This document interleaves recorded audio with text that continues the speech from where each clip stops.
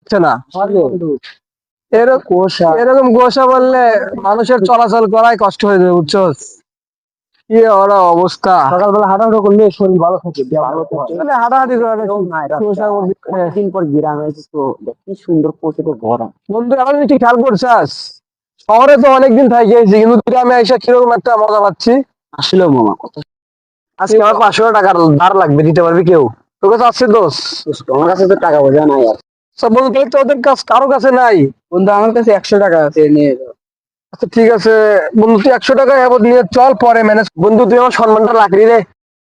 তো তোরা কি একটা জিনিস খেয়াল করছিস? কি বন্ধু? এই যে আমরা যে এত পরিশ্রম করি, এত পরিশ্রম করার পরেও মাঝে মাঝে ভাবি, যদি সফলতা না পাই তাহলে তো আমাদের সব পরিশ্রমই বৃথা।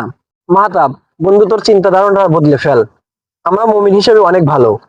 আল্লাহ তাআলা বলেছেন যে সব সময় যদি আমরা চাই সফলতার দিকে হাঁটি, ইনশাল্লাহ সফলতা একদিন পাবো। বন্ধু আমরা মনে করি দেখ দুনিয়াতে যে সফল সেই সবকিছু, কিন্তু না বন্ধু, আসল সফল তো সেই ব্যক্তি যাকে কিয়ামতের দিন জাহান্নাম থেকে বাঁচিয়ে জান্নাতে প্রবেশ করানো হবে, সেই কিন্তু সফল ব্যক্তি। বন্ধু শোন তোরা, আমরা মাঠে যেমন নিয়ম মেনে খেলি, তেমনই যদি জীবনে ইসলামের নিয়মগুলো আমরা মেনে চলতাম, তাহলে দুনিয়া এবং আখিরাতে সব জায়গায় আমরা খুব সুন্দরভাবে থাকতে পারতাম। তাই বন্ধু, ব্যর্থতা নিয়ে দুশ্চিন্তা করার কিছু নেই। আল্লাহ পাশে থাকলে সবকিছু হবে। ইনশাআল্লাহ।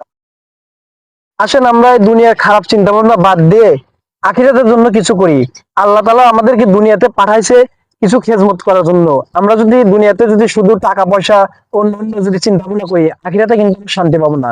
যদি আমরা যদি 5 ওয়াক্ত নামাজ পড়ি এবং দুনিয়াতে ভালো ব্যবহার করি, ইনশাল্লাহ আখিরাতে আমাদের জায়গা হবে। কি বলেন? ইনশাল্লাহ।